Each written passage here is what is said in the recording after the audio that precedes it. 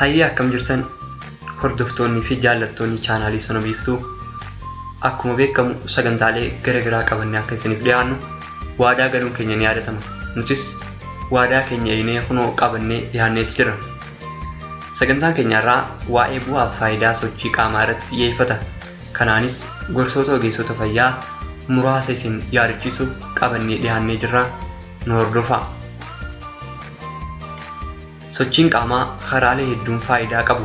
Keessattuu fayyaa fi jajjabina qaama namaaf faayidaa baay'ee murteessaa fi barbaachisaa qaba.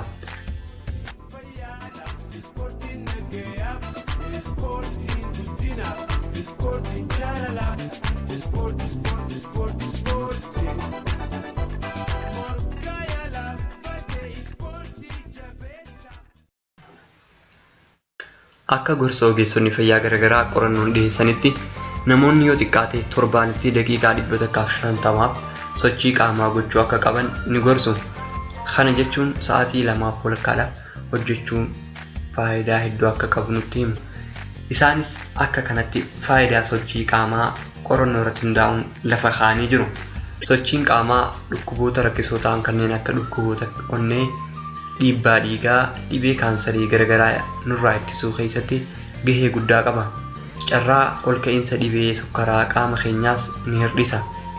Sochiin qaamaa caccabinsa lafee qaamaaf saaxilamuu hambisuun maashaalee qaama keenyaa akka ijaaruuf ni himu. Ulfaatina qaamaa yeroo ammaa akka addunyaa rakkisaa fi yaaddessaa ta'e hir'isuu fi dhabamsiisuu keessatti mala jalqabaati. Dhiphina sammuu hir'isuu fi dandeettii waa yaadachuu keenya ni dabala. Hirriiba gahaa akka rafnus nu taasisa.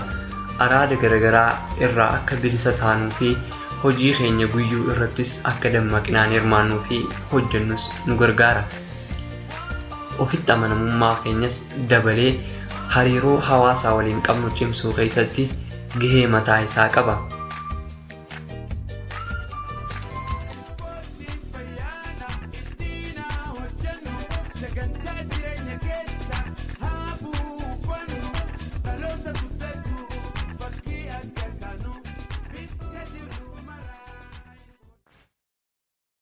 Egaa hordoftoota keenya sochiin qaamaa bu'aan isaa daqiiqaa muraasa kana keessatti himamee kan dhumu miti.